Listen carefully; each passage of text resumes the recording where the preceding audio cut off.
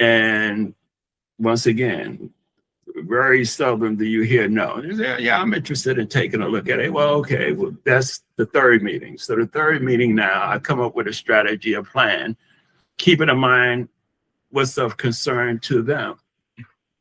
Now, one of the things, if they have a lot of money, and Ty, you should be interested in this, and I'm sure that you do this too. I have a retirement evaluation review. And I asked them during that second meeting, right? This is after I did the benefit review.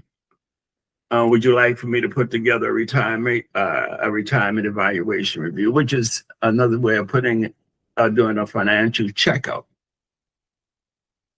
And have you had it done in the last 2 or 3 years? And 50% of them say they have, and I tell them mine is a little bit more different than others, a little bit more comprehensive, I believe. Would you mind me doing it with you? You know, I'm sure some information is going to be revealed that is going to make sure that you are aligned with, you know, what your overall future financial objectives are. Would you mind if I do that? And they, you know, like I said, 80% of the time, they said, no, I don't mind. So I put it together.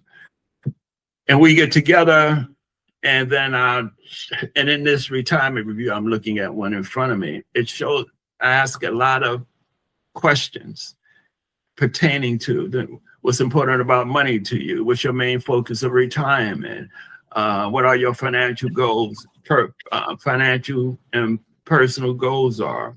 Do you have any concerns? Could you stand to lose 25% this year of your overall investment, of your nest egg, or would that make you sick to your stomach? Well, more than 50, 60%, or more than 70% of them said that will make me sick to my stomach. Now, this is targeted towards the people who's telling me they are conservative, that but have a good majority of their money in aggressive investments and C funds and the S fund.